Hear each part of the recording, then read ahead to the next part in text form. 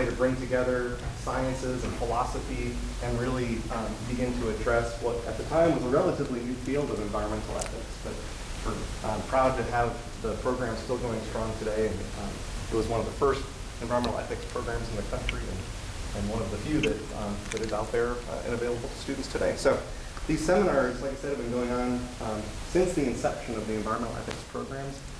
Many of you are enrolled in the seminar class, so you are here for that, but these are also traditionally have always been open to the public, so I'm glad to see some visitors here as well.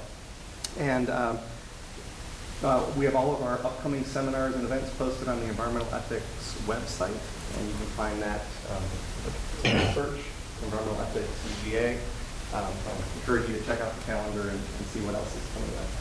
So today, I'm pleased to hand this over to one of our co-sponsors. And this seminar today is co-sponsored by the School of Public and International Affairs, as well as the Interdisciplinary Certificate in Sustainability. So happy to have a speaker whose interests and content spans many of the different units here on campus. And so with that, I'll turn it over to the Dean of SPIA, Matt Auer, who will do an introduction for our speaker. Yeah, thank you, Professor Vick. So it's a pleasure to join you. I'm looking very much forward to Dan Matisoff's talk, a little bit about Dan. So Professor Matisoff is an associate professor at the School of Public Policy at Georgia Tech. He is an expert in corporate sustainability, public policy, and energy policy. All of his research questions are really cool. He focuses on solar power and the extent to which that really benefits customers and ratepayers. And he has spent a lot of time looking at LEED, of course. He's looked at smart grid, energy systems at the urban level. He has tons of research funding over the years. I would say sort of state, national, international in terms of the sources, from the National Research Foundation to the Georgia Department of Transportation to funding agencies in Germany. And that's because his scope of the work that he does is from the neighborhood level like this all the way to the global level. His training's from the School of Public and International Affairs, the School of Public and Environmental Affairs at Indiana University. Did you get a joint degree there or just? I did, and I was in your class in International Environmental Policy. It was so long ago, I've forgotten it. No, but that was a long time. Was that like last century? But that was sometime around Bloomington, Indiana. So there's a school there that's kind of similar to the School of Public and International Affairs, but it's like it has its own Odom school built into it. It's a great place, and Dan was extremely well trained, and most importantly, Dan Matisoff has a new book out. I have a feeling he's going to talk a little bit about that this evening. So welcome to Dan Matisoff. Thank you, Matt. Thank you, Alfie. So I'm really pleased to be here and talk to people with an interest in sustainability and the environment. And I haven't thought a lot about the ethical dimensions of this, but feel free to bring that up in discussion at the end. I'll try to leave lots of time for discussion. The book is called Learning to Lead: Ecolabels Innovation and Green Market Transformation. And in this book, I try to put together, really weave a story of the last 10 years of my research and bring in other people who've been working in this area. And the reason for this topic is, we have this major challenge that we need deep decarbonization of the built environment. The built environment, or buildings really, are responsible for about 40% of global CO2 emissions. So that comes from electricity use, space heating, refrigeration, and other materials and life cycle impact. What's interesting to me about buildings is they have broader sustainability considerations as well, and that's all captured within the LEED and other building eco-labels. So they're very multi-dimensional. So we might worry about water usage and water treatment and indoor air quality and the quality of life for the people who occupy these buildings. that these have material impacts, and there's toxics used in the production of building materials. And if you've ever seen a construction site, there's also a lot of waste. And so waste management and recycling and how we interact with buildings and our occupied space certainly impacts a lot of our CO2 emissions, even beyond our space heating and electricity needs. The second observation that I had, so economists are very famous for saying, just get the prices right and everything else will sort itself out. And we don't believe that people leave $20 bills all over the ground, so, the market will find a way. But certainly when studying the built environment, and buildings in particular, it's pretty clear that CO2 pricing, even if done correctly, so by correctly I mean at a socially efficient rate, we could say $60 a ton, we could say $1,000 a ton, it is unlikely to solve the other market failures that are present in buildings. Right? Buildings have really hard to observe quality traits and energy efficiency traits. There is a lot of transaction costs and search costs and uncertainties associated with the investment in energy efficient and environmentally friendly technologies, and especially new technologies. It's a market that is beset by principal agent problems. So that's where you have an owner and a tenant, and their interests don't necessarily align, and there's information asymmetry between them. People have high discount rates. Owners have high discount rates when most developers build a building and they sell it within 2 to 3 years. And so that really affects the types of investments they might be willing to make when it comes to energy efficiency and environmental technologies.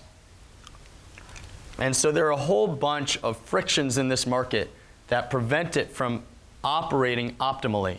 And so even if we were to price things right, we're still going to have a lot of frictions in this market. And the Inflation Reduction Act is an opportunity, but most of the Inflation Reduction Act uses subsidies and prices to encourage that we adopt new technologies, environmentally friendly technologies. But what more can we do to leverage markets and the government to reduce frictions that prevent the adoption of these new technologies? So this all comes from this motivating example called the Candida building. Has anybody been to the Candida building? Just one person? So this building, so I was on a committee that we were tasked with imagining what it would like to be, to build a building that lives, learns, and teaches, and transforms the building and construction industry in the Southeast. And when they said this, they want this building to change the way that construction is building in the Southeast, I started thinking about what would the mechanisms be for that to actually happen. And not only that, it occurred to me that this has been attempted before. The U.S. Green Building Council, when developing their Leadership in Energy and Environmental Design label, had the goal to make green building widely accessible within 30 years. And that was in the mid-90s, and here we are, almost 30 years later. So we can actually look back and evaluate whether or not they've accomplished this. And so this promulgated a couple research questions. One, can eco-labeling programs transform markets? What does that even really mean? What are the mechanisms for doing that? And are there other important and supporting policies and strategies that would make this more likely to occur? So just a little bit about this Candida building. Covered by the Wall Street Journal. It has this living building label, which has these 7 petals. So it's net energy positive, net water positive, net waste positive, and then you get credits of some sort for health, equity, site, materials, and beauty. And there's been a number of innovations made as part of building this building. And so I'm not going to go into enormous detail here about the building itself and the innovations, But if you come to Georgia Tech sometime, you might ask me for a tour of the building. I'm bringing my Sustainable Energy and Environmental Management class on Friday. And there it is, completed. So how do we define green market transformation? So I'm going to define green market transformation as when nascent energy and environmental technologies become common in the marketplace. And so this, is a long-standing concept in technological innovation theory. What we're looking at down there is the Bass diffusion curve, and it's really just a logistic or a cumulative normal function. But basically, we know that diffusion exists. We know that innovations occur in the marketplace, and some of them, not all of them, gain uptake. They do it slowly at first, and then we have rapid acceleration, and then we can say, voila, market transformation is complete. And we're seeing this maybe with solar panels, maybe we are on the precipice of seeing this with electric vehicles, and my argument is we've seen this with green buildings as well. And so, but we don't really, when we look at this curve, and you go to academic conferences, they'll say, learning drives this curve. All right, learning. What does that mean? And how do we shape learning? And how can policymakers and NGOs and other actors in the system shape this curve so that we can accelerate it?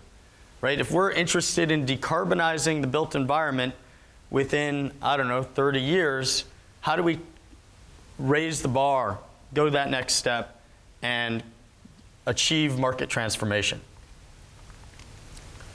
So, similar to this Bass diffusion curve, there's a well-known concept called the Valley of Death. And the Valley of Death is where promising technologies fail to gain traction in the marketplace. And so what happens is, or the basic story here, is you have a lot of basic and applied research that occurs at universities, maybe some at corporations. You have all these R&D policies that are pushing the development of new technologies. And I'm sure everybody clicks on those Yahoo news articles that say there's this new technology out that's going to save the world. Cement that absorbs CO2, or panels that reflect energy into outer space and cool buildings, or all these really nascent technologies. But the reality is most of them end up in the Valley of Death. They never really gain traction in the marketplace. And the argument is that they are never really cost effective. And they fail to become cost effective largely because they don't achieve economies of scale. And so one way we might think about bridging that Valley of Death is a demonstration project like the Candida building. And so, demand pull policies, so subsidies, price-based incentives, they might bring us that last little bit. Like with the Inflation Reduction Act, we'll see, subsidies at, heat pumps and new advanced air conditioning systems and other electric vehicles that might make it cost effective to move the needle so that we consider new energy and environmental technologies. But the reality is, and you rewind just a couple months before the Inflation Reduction Act, a lot of these just weren't cost effective without these incentives. And if you rewind back even further, many of these were so not cost effective that a small subsidy wasn't going to make the difference. And so the basic conceptual framework and theory I want to introduce here is that the way that we can shape this diffusion and accelerate diffusion of advanced energy and environmental technologies is through information spillovers. So that is, when we pursue an eco-label, an eco-label is done, or we pursue an eco-label, we do it because we get a marketing benefit. We get to put a shiny sticker on its building. When Georgia Tech builds that Candida building, they're in the Wall Street Journal about this, right? This is good marketing for Georgia Tech. We have brochures that brag about the number of LEED buildings we have on campus. So, universities are doing this to signal to their donors, to their students, to their employees that this, for Georgia Tech, this is an innovative place. This is a place you want to work. This is a place you want to study. For other buildings, one of I think the first LEED Platinum building in the United States was built by Genzyme. And they're like, hey, we're an innovative company. We want our headquarters to show how innovative we are. And so they spent a ton of money building a LEED Platinum building, the first of its kind, importing zero flush toilets from Europe in order to signal to the marketplace, to their investors, to their employees, how innovative they are. And so you get these marketing benefits associated with the provision of public goods. Other research suggests that when you do these eco-labels, maybe this incentivizes the adoption of new technologies. And demonstration projects in particular are really designed to help learn about new technologies and figure out whether or not these technologies are ready for the marketplace and to fine-tune them for the marketplace. And so the whole point of all this is by adopting technologies early, by being an early adopter of a technology, you're providing valuable information to the market. And eco-labels and demonstration projects are two ways of incentivizing this. In addition, public procurement might be a third way. So some research has shown that if you use public procurement to build, say, LEED buildings, for example, or to procure, I think Toyota Priuses was one of the early studies, it follows in the private sector, right? And so if the police or the post office buy electric vehicles, that demonstrates to the private sector that these technologies are ready for the market. And these affect our supply and demand curves. So on the supply side, we might lower search costs. So if you wanted to adopt a new technology, you need to find a provider who's willing to provide it. And with new technologies, maybe there's not so many providers, so you have to spend more time finding the right supplier for this. Procurement costs. So again, it's similar to needing to find these new technologies, fine-tune them. A lot of these end up being custom-built technologies. And so you have all these frictions: design costs, procurement costs, search costs, and other red tape, extra permitting costs, all associated with doing new things. And if you're the first one to do it, you have really high costs. If you're the second one to do it, maybe slightly lower. And then the third one, slightly lower than that, right? So by building some momentum on the supply side, you thicken the supply chain, you build expertise, you make it easier to do these new things. On the demand side, you're showcasing the reliability and performance of new technologies. So many technologies that have to do with a building are what economists call experience goods. You don't know how good they are until you actually try it. So HVAC is a really good example of this, where you don't know really how well it's going to perform until after you've installed it, and then it's not really returnable. You might have some sense of how good it is, but you don't really know how it's going to perform until you use it.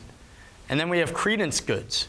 So something that is organic or has been manufactured in a sustainable way, you can't even observe that, right? You as a consumer, right? You just have to believe that the label tells you that this is organic, and thus you believe it to be true.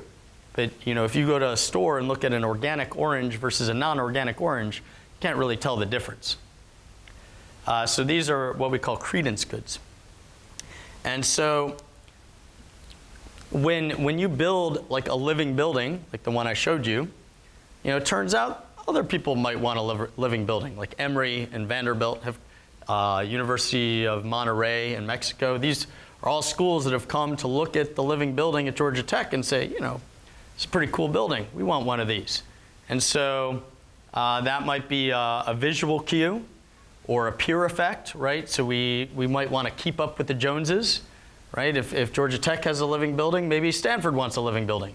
And so that would be one way of increasing the demand for these advanced energy and environmental technologies. One of the things that's really interesting to me about the building space is that it turns out that, when you build a building, when I just finished a renovation of my house, you don't really get a say into the technologies that go into your building. The suppliers tell you what technologies you're going to get. And so, in a traditional economics model, the purchaser is choosing the technologies, and then the suppliers supply those technologies.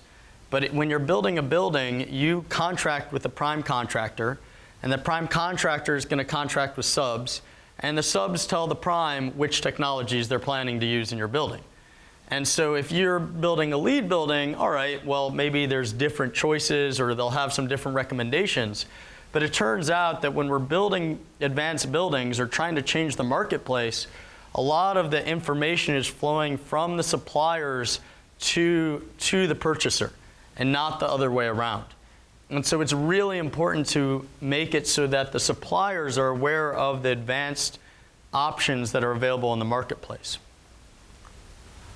Firm ownership might be another way to disseminate these technologies. So one of the things we'll see later is that, if you have a Starbucks that is LEED Platinum, they're more likely to build another Starbucks that's LEED Platinum. Or, Georgia Tech builds a LEED Platinum building, they're going to then pepper the rest of their campus with other LEED Platinum buildings. So a little bit about the LEED label. And so when I go to groups with political scientists, maybe none of them have heard about this. But in this crowd, this is probably more the econ stuff is more rare, but you guys have probably heard of LEED. In any case, the Leadership in Energy and Environmental Design label is a tiered eco label, and you get points across each of these 5 categories. I like to refer to it as a choose-your-own-adventure approach to eco-labeling. If anybody remembers the choose-your-own-adventure books from the 80s and 90s. In any case, you get, there's lots of different vintages of these. So there's new construction, there's existing building, there's core and shell, there's commercial interior, retail new construction, retail commercial interior. And we're going to look at roughly 75,000 registrations. About 1,000 of those are what LEED calls pilot projects, and this spans 2000 to 2020. So the first observation we had was that, and so up there we have a really unique histogram. And I challenge you to find a histogram like this anywhere else. I can think of a couple places that it exists, but it really only exists when you have these multiple tiers, where you have a discontinuous signal, so you have the silver, gold, platinum signal, associated with a continuous point score. So actually you might see something like this in grades, right? You have A, B, C, and yet you have, your scores. So everybody's trying really hard to get that 90% so they can get the A. And maybe there's nobody that gets an 89%, right? But it's really hard to actually strategize that in the context of a class. But with LEED, it's actually pretty easy to strategize that, right? You can make sure that you don't fall 1 or 2 points short. You aim to get a little bit over that threshold to make sure you get that shinier sticker. And so imagine a world where you have figured out the optimal amount of energy efficiency for your building. It's E star. E star is the optimal amount of energy efficiency for your building. But if you get a little bit more energy efficiency, you also get a shinier sticker. You get to go from silver to gold, or gold to platinum. And so now your optimal energy efficiency is above E star because you're not just getting rewarded for the energy efficiency, you're getting rewarded for the energy efficiency and the sticker that you get to put on your building.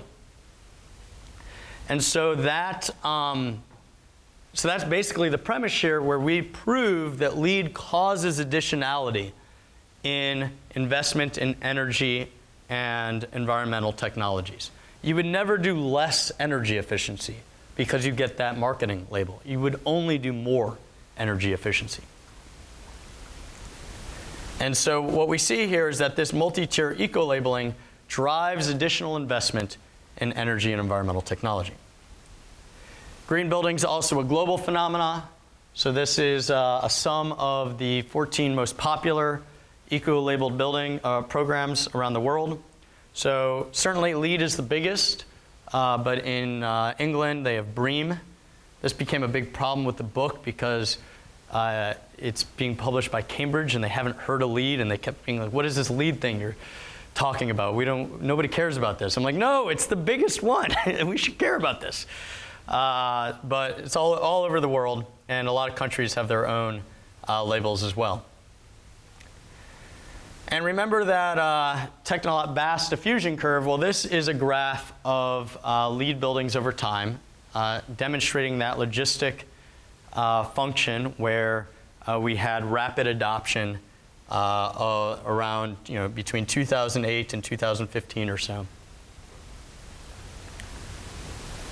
And so, all right, let's look at some of the drivers here. So I talked a little bit about pilot and demonstration projects. This map is of the United States. This map shows the LEED pilot projects in red and the regular projects in black. Obviously, you can't tell that there's spatial correlation controlling for population density, but there is. And what we found is that if you have a pilot project in a particular zip code, it doubles the uptake of a non-pilot LEED building in that zip code. And this is a causal effect. We're using, I can't imagine anybody here has ever used a triple differences model before, a difference in differences model, but we're comparing the trajectory of LEED adoption of a particular label of LEED in a particular zip code at a particular point in time with the trajectory of a different vintage of LEED in that particular zip code at that particular point in time. The presence of a pilot project, we also find, leads to a causal reduction in cost of future building projects in that zip code. And that's just measured through construction time, but we think that's a pretty good proxy for cost. So if you build a LEED pilot project in a zip code, the regular LEED projects that you put in that zip code afterwards will be constructed in less time.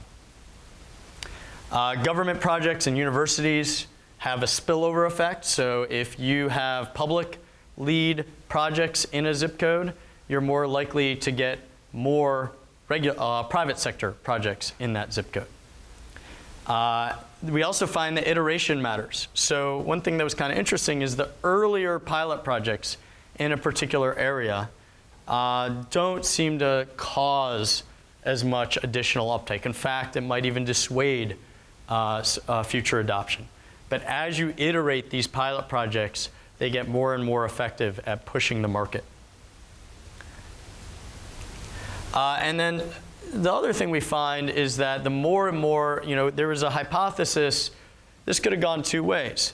If you put a bunch of LEED buildings in an area, have you saturated that market and exhausted the demand for green building? Or have you changed the market and created more market momentum? And we find that the more and more LEED buildings that come to an area, the more and more LEED accelerates in that area.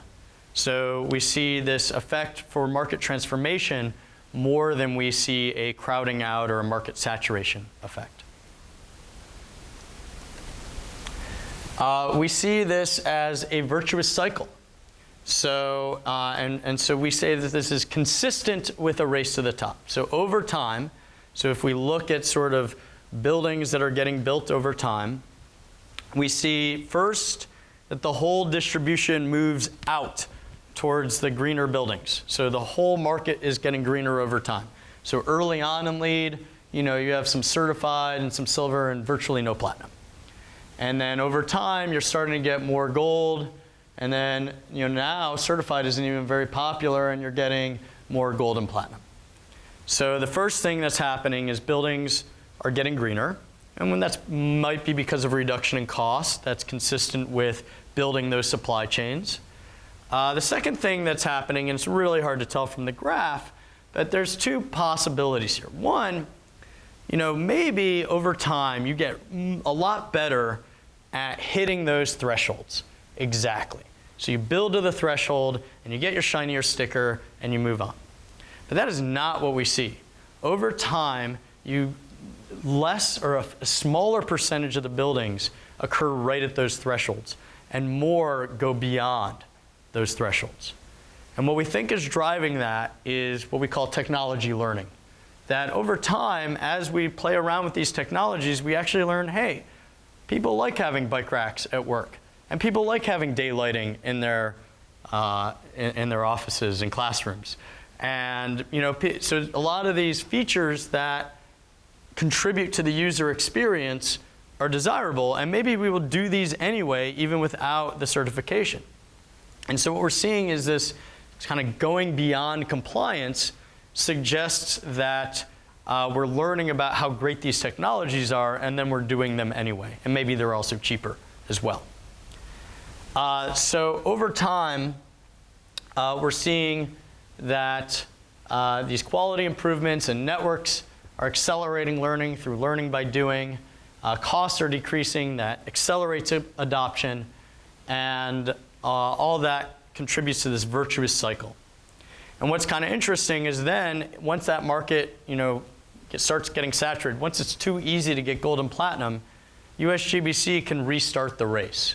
So LEED 4.0, which has not had a lot of uptake, which isn't surprising to me because it's really new and hard to do, really raises the bar, right? So you raise the bar, restart the race, and then slowly firms will start figuring out how to do this. Driver 3 is information and knowledge sharing. So we think that as we,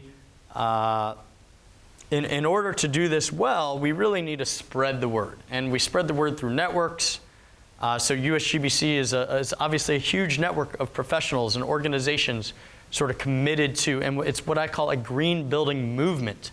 And it's maybe not just USGBC, but there's BREEAM, and there's all the other green building labels around the world. And so thinking about this as a movement, as a network of stakeholders sort of all moving in the same direction, has, I think, really helped do this. And LEED has been very explicit about trying to do this. One of the things I would have liked to do with the Candida building, and I sort of have some initial data on it, is I tracked who all the contractors were who worked on it. And so it'd be interesting to see, I don't know, 5, 10 years down the road, what projects that they participate on afterwards and what do they take with them. Certainly in interviews, people have talked about, there was an electric contractor who said, I've never worked with, so PVC is, I guess he typically would have used PVC as a conduit for electric stuff, and PVC is prohibited in living buildings. It's part of the red list. And so he was forced to work with HDPE, high density polyethylene. And he said, it was cheaper and easier to work with. And so from now on, I'm going to use it in all of my other projects. And economists would say that's impossible, right? Like if it was cheaper and easier, he should have already been doing it. But, sometimes it just takes that nudge. So in the LEED pilot project program, you see lots of different types of sectors being involved. You see government involved, and you see NGOs and the private sector all involved, and this matters. And so one of the things we see from this network effect, and so this is the LEED commercial interiors label, and so the red lines are pilot projects that then so these are multi-location firms, and so when they build a pilot project, and that's in red, then they build another LEED project, that's the line, and then a regular project is in blue, that was seeded with a non-pilot project. But in any case, we see that these multi-location firms and organizations seem to transfer this knowledge to other locations. And that's certainly consistent with how firms are organized. They have, a unit of their organization in charge of real estate or something like that. And we don't spend a ton of time talking about public policy, but certainly having a supportive policy context is important. So one of the things we did is we went through all the different policies across the US that affect or incentivize LEED building. So we categorize them as, what kind of incentive or encouragement they get. So things come in all kinds of flavors. Maybe you get a density bonus, or you get, you get some, you get out of certain other requirements if you build LEED. Maybe you have it, but some places actually have a very explicit LEED building requirement. So like Washington, D.C., Chicago have LEED building requirements. A lot of states have procurement requirements for public buildings that are for LEED. And, over roughly 70% of the US lives in an area that has some sort of LEED procurement policy. And this is certainly important when we look at the Inflation Reduction Act. President Biden signed an executive order that all federal buildings need to be sustainably built. And the GSA has traditionally interpreted that as, well, it needs an eco-label. So we're going to define sustainability as LEED, right? For better or worse, right? And so, but this is important because we know that public sector activity can provide spillovers through the supply chain, building that supply chain to make these technologies more accessible to the private sector.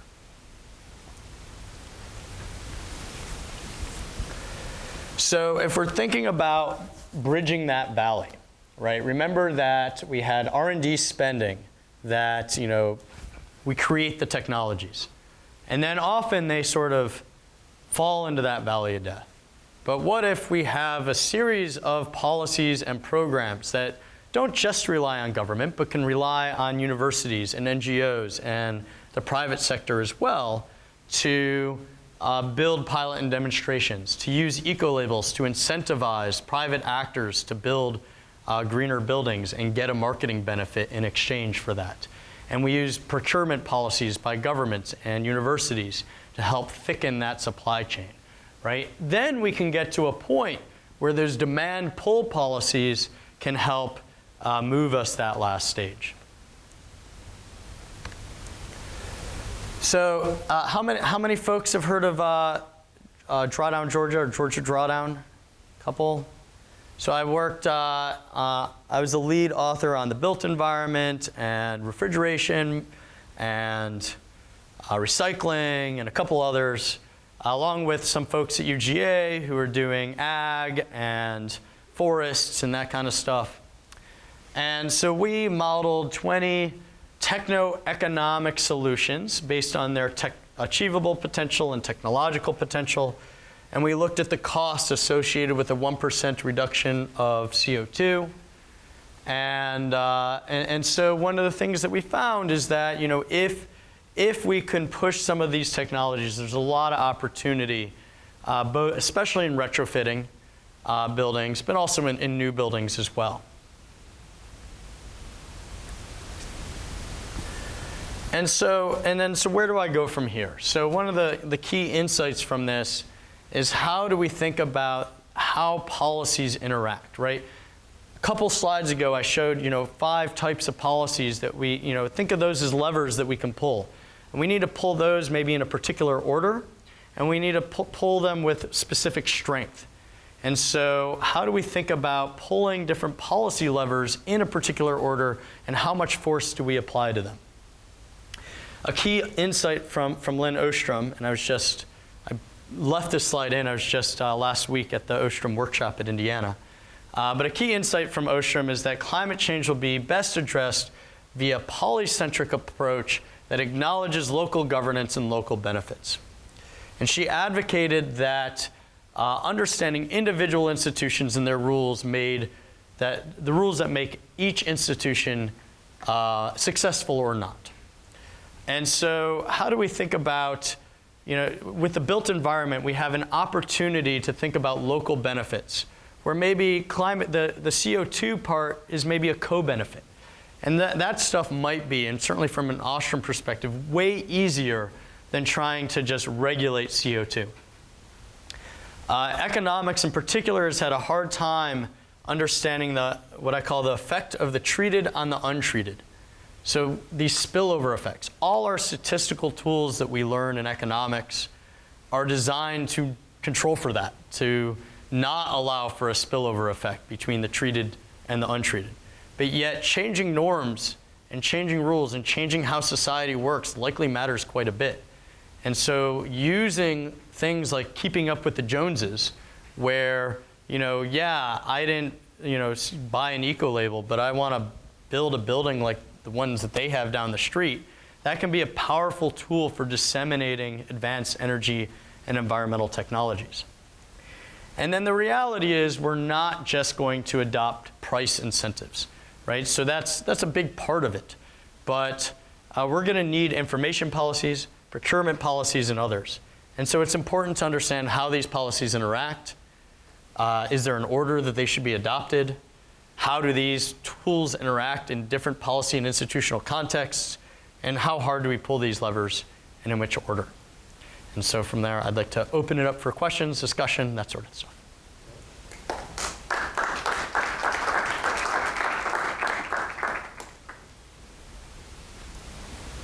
Questions? You guys know that you're in a LEED building? The LEED Gold certified building. Not for the daylighting. Yeah. How are you? So, first of all, I thought this was really super interesting, and I think you're onto some really important developments in this, we'll call it a movement.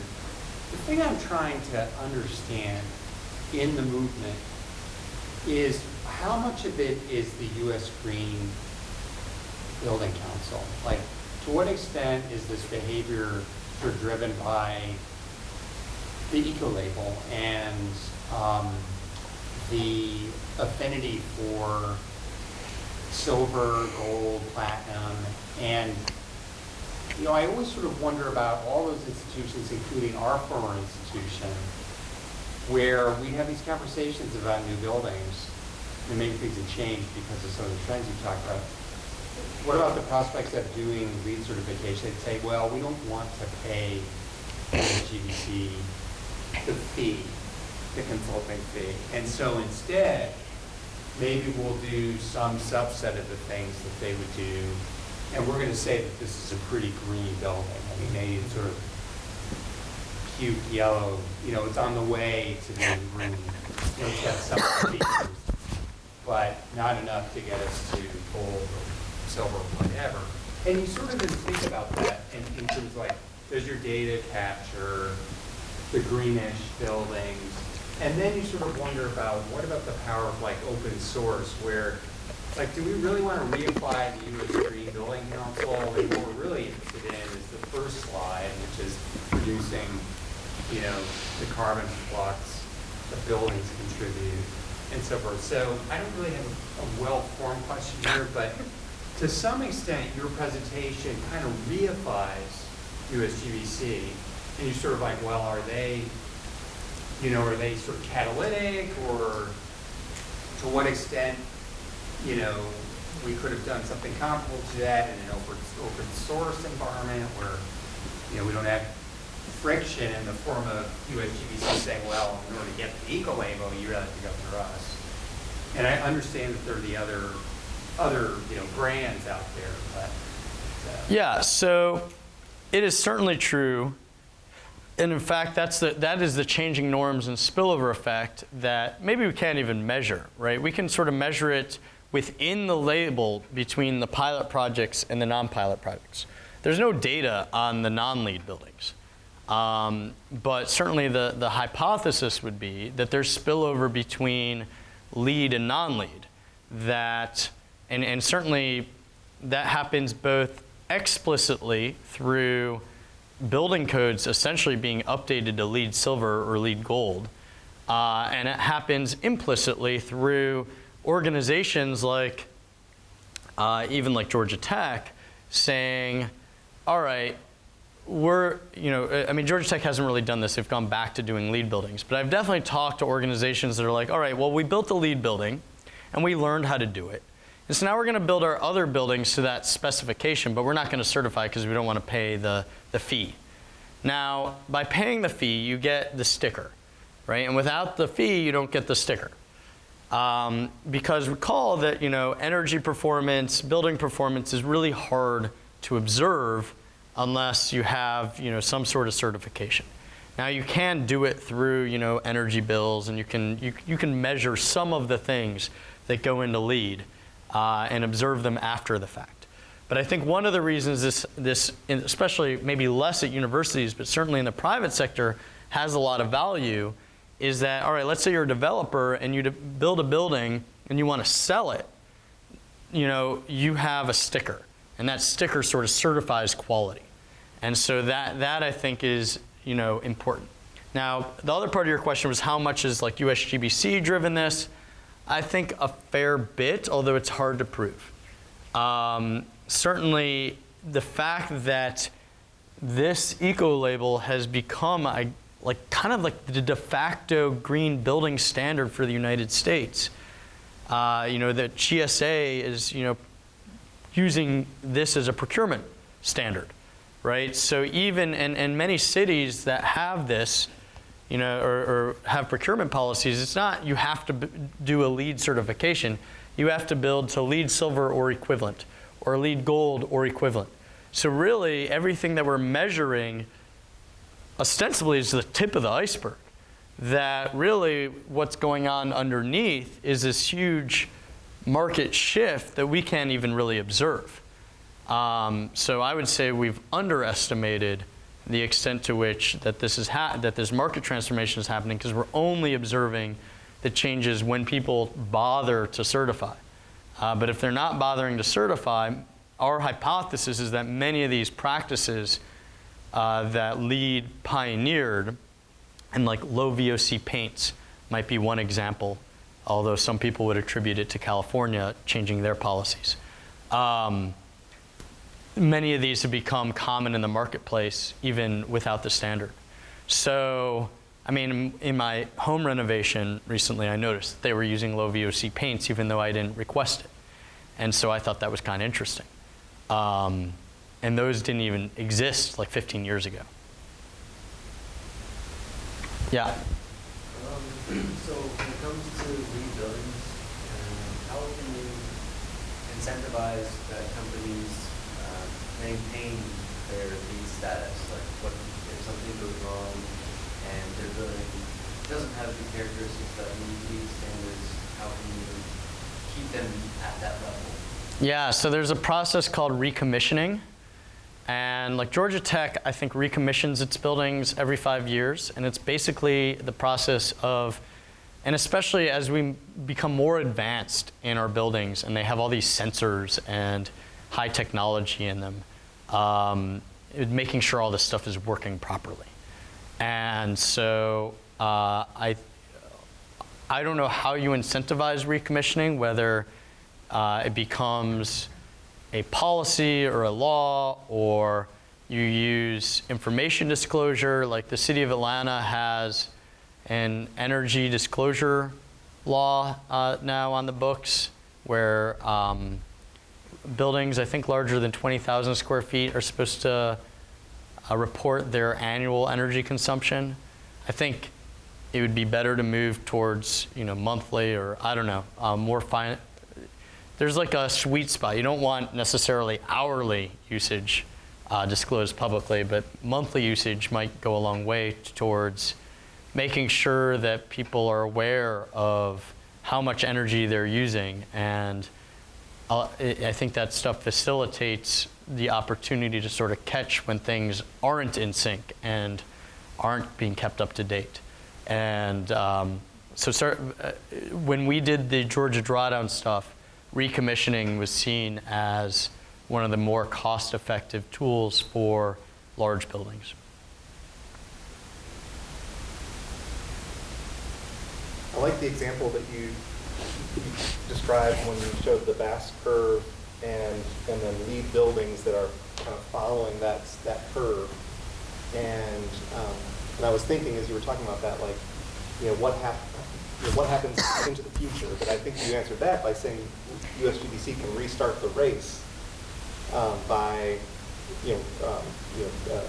increasing the rigor of the rating system. And I'm wondering if you, based on your experience with the Candida building, feel like the living building certification is where it's at on that fast curve, and is that essentially restarting the race with a new rating system? My guess is that the living building system is way too squishy and difficult.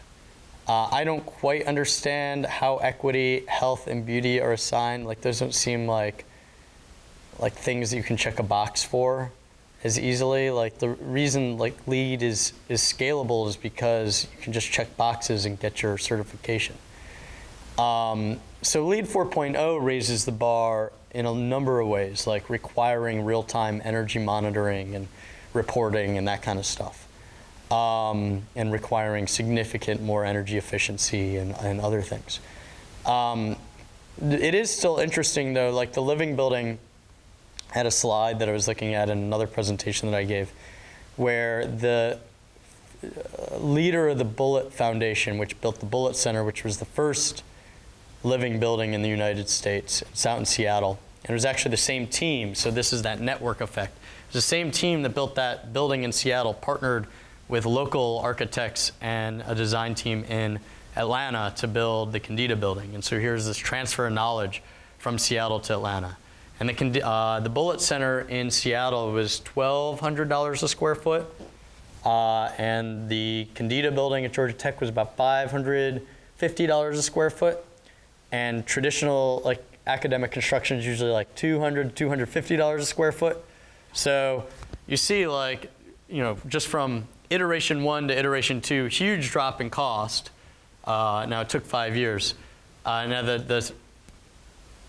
the founder of the Bullitt Foundation CEO or whoever it was said, if this when that building was built, he said, if this building is the only, if in 5 years is the only living building in the United States, we have failed. And sure enough, there were, I think it was 6 years later that the Candida building was built. But, I think that this underestimates how flat the beginning of that vast diffusion curve is, especially if you don't put a lot of effort into making it steeper. And so one of the insights that, and I think a lot of the success that USGBC has had has been kind of accidental. Like, they sort of, how did they come up with this multi-tier system? Well, we just thought that it should be like classroom grades, like A, B, C, and D, or something like that. And so, and you get like 40%, 50%, 60%, and let's just make it a little bit harder to get a platinum building and make it 80% of points for a platinum. There was very little sort of deep thought that went into like designing these, yet they kind of stumbled onto something great, which is that a whole bunch of people can go for the achievable stuff, yet there's still opportunity to separate yourself with those higher tiers.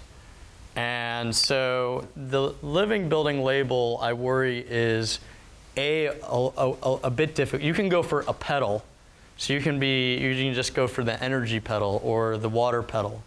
But, and from my discussions with people in industry, a lot of people are interested in being net zero carbon, but they're not necessarily as interested in all the other stuff. A lot of the other stuff is stuff that helps you retain workers, like daylighting and nice, having a nice, good air quality and that kind of stuff. So one of the things that was also ingenious about LEED is they paired things that are good for you and things that were good for the world. And so there's some things that are part of the label that are really just good for you, like energy efficiency for that matter, or water efficiency. It lowers your water bill. But it's paired with improved stormwater management, which doesn't really matter to you at all, but it's good for the world. And so pairing sort of these private goods and public goods, or a lot of them are mixed goods. They're a little bit good for the world and a little bit good for you, I don't know how much, if they did that on purpose, but it's certainly, they kind of stumbled onto this system that created a set of incentives to move the market and to create the right incentives to green buildings. Well, to ethics, I could see where if you add more public goods, you should get more ethics points. So an argument could be made there. Dan, did you look at the price per square foot for each one of those bars? In other words, you've got on the horizontal axis points. Is it the case that, what does the curve look like, price per square foot? I don't think anybody knows to this date. Like, there is so little data available for, building costs. Now, some of it, so it's like, is this unknowable? I don't know. There's whole industries based on trying to now optimize cost per point, but it's done on a per building basis. My cousin's working on the Disney headquarters in New York, and they're trying to get it to LEED Platinum under the 4.0 standard, 4.1 standard. And so he's trying to figure out, which points they should be going for. There's a new data set that was published as part of some research on BREEAM, where I guess they used a whole bunch of, I don't know where the records came from, public records on buildings built in the UK to look at where the costs were coming from. And it was interesting because like a third of the costs are increased in design costs, and 20% of the costs are increase in systems costs, and 10% of the costs are increase in finishing costs. And then there's like red tape costs, and so there's all these different cost categories that they were able to break out within sort of the additionality of getting higher points. But in the US, there's virtually no data on like the cost of buildings, and buildings are also unique. It's really hard to try to figure out, cost per square foot per, tier. There is one study that I've seen, I think it was done by Davis Langdon, that did that, but it was 10 years ago, so it was the first 12-ish years of the LEED rating system.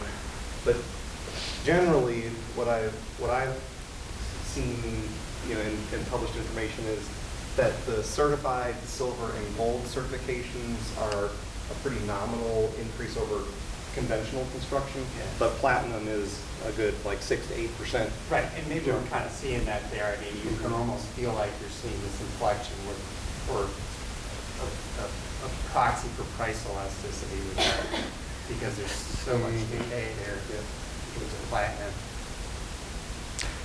So what was really interesting is, the only assumption we needed for proving sort of the additionality of LEED was that in the absence of the marketing tier, you would see a smooth distribution. It just wouldn't be so jagged. There's no reason that you'd have none at 39 points or 38 points and 400 buildings at 39 points, unless you had that marketing thing mattered, and you would only bump up. So that was kind of a fun finding. I think that's totally possible. You get an article that says as much. But I also sort of wonder about that cost per square foot thing. Yeah. Like maybe it's the case that to get that 40th point with my goal, we're just sort of back to what you had just said, which is, well, it wasn't sort of nominally more than what you were going to spend for building, and yet you really busted your butt to get 39 in the silver scheme. Yeah, there's definitely a handful of points that are points you sort of can tack on at the end. And so, for example, purchasing renewable energy, purchasing some RECs. It's pretty cheap, and you can do it at the end. So it seems that a lot of designers will not rely on those points to get them most of the way there. They'll rely on those to sort of bump up. Yet when we do the analysis, we did 740 t-tests on each point at each tier to see what points are being achieved right at the tier. And we did not, the ones that seem to be the bump up points, people seem to be investing in energy efficiency to get higher. If you're going to invest more money to jump up over the next threshold, energy efficiency, water efficiency. were two of the bigger ones. The bigger buildings tended to be more likely to go for like platinum and have more of the public goods points. And so that's when like the Mercedes-Benz Stadium example starts to make me think about, you have a building like that, this massive project that affects neighborhoods. And LEED then might work as this social contracting mechanism to sort of negotiate between stakeholders and help guarantee public benefits. And so, when you go for, this building's going to be LEED Platinum, and we're going to do stormwater retention and all these things that are actually good for the world, which is probably more important with a real big project like that too.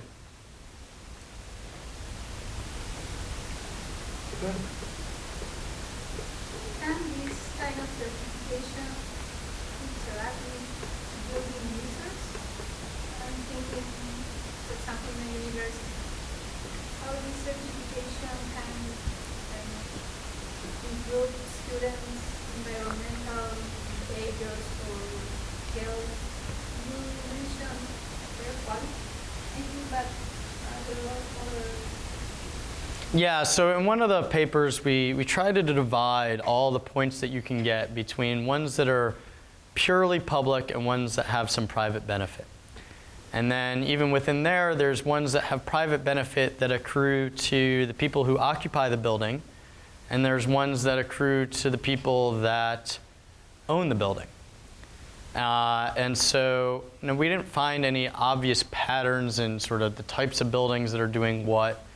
But it is certainly interesting that, there's indoor air quality, so that affects the users. To a lesser extent, it affects the owners, right, in the sense that they want their employees to be productive.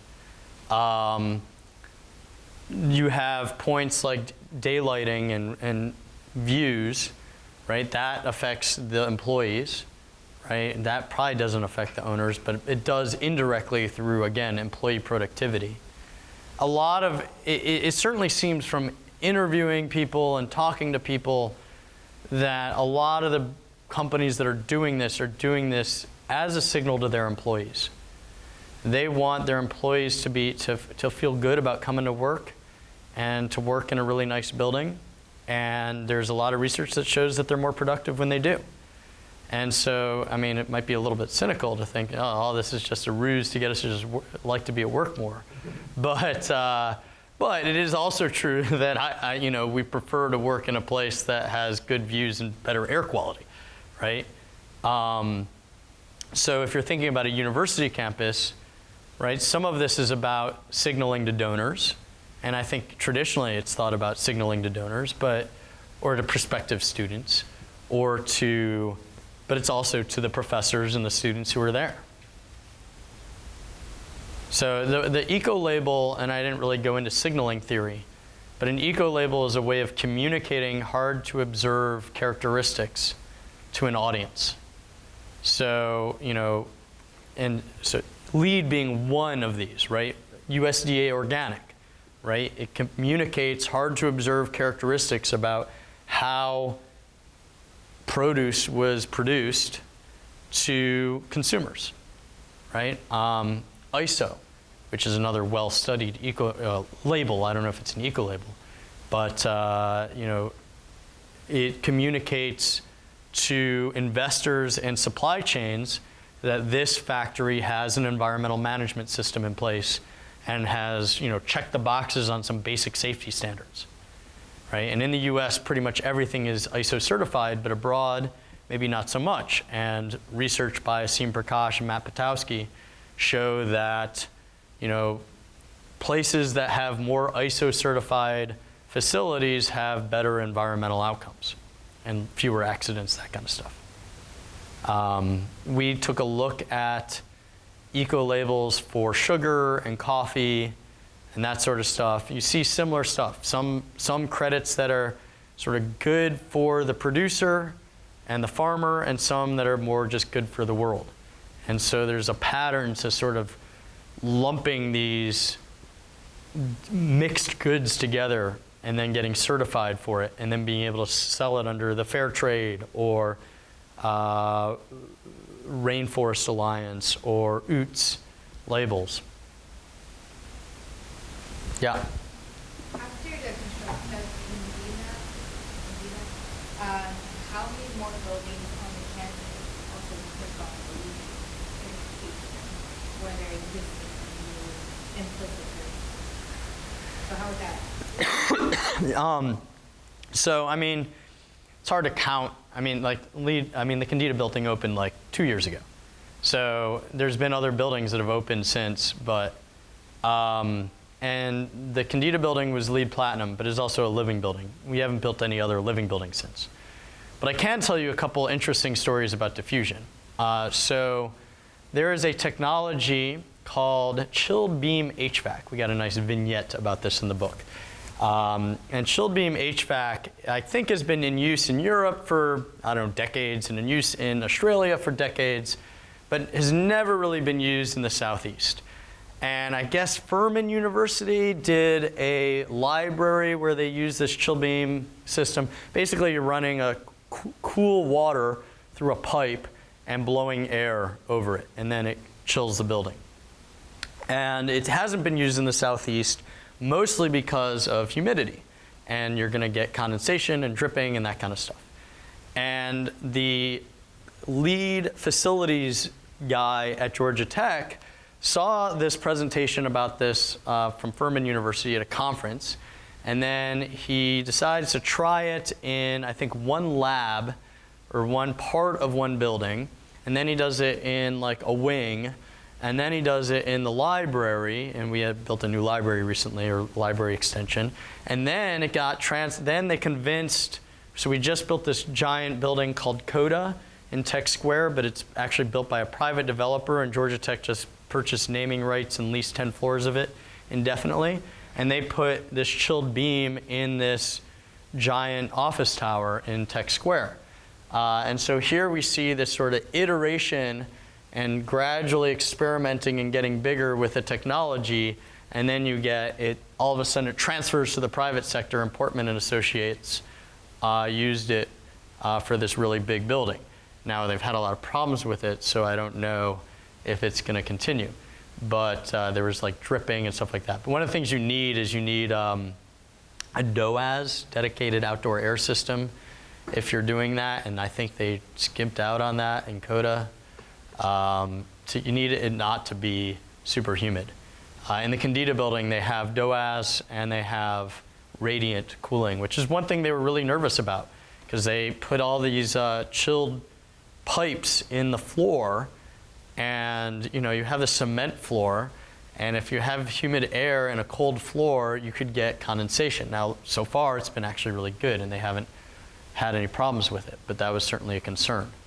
The other technology we feature that we talk a lot about of the diffusion of that I think is going to be very successful is mass timber.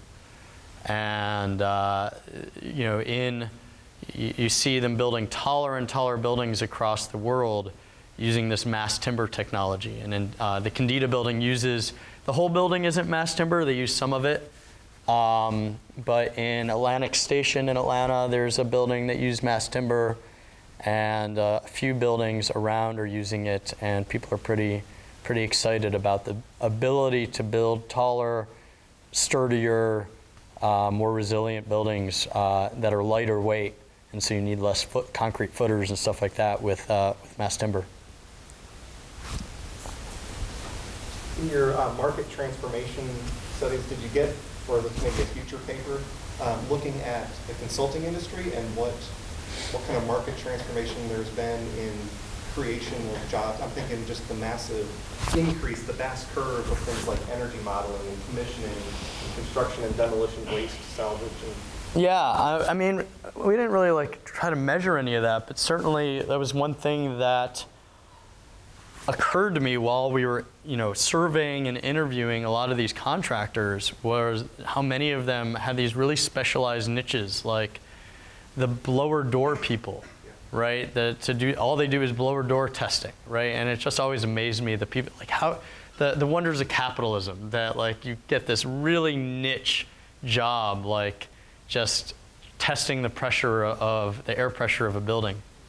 But one of the things that one of these guys said to me, and this was an energy modeler who worked on the Candida building, he's like, you know, I never knew how many people were working in this green building space, and this project just brought us all together and made us a community. And I was like, yeah, that's where, like, that is the mechanism that I think that this market transformation can work. That, you know, you have these projects that sort of bring people together, and then they go out and they take the lessons to other projects. It's just really hard to measure that. So you can sort of capture some of that through interviews, and I think that's the benefit of having some mixed methods and having the leeway of working in more of a book context than just a journal article context where, you know, everything has to be super tight quantitatively. All right, last question. When is the book being released? Good question. Originally it was supposed to be August 30th. They haven't said anything to me, but I noticed on Amazon it says September 30th now. Okay. So, but maybe as we get closer to September 30th, it's going to say October 30th. I don't know. But hopefully soon. I do have a few flyers if anybody's interested. Any other questions? All right. Thank you guys for hanging out. Yeah, thank you so Listening much. to me.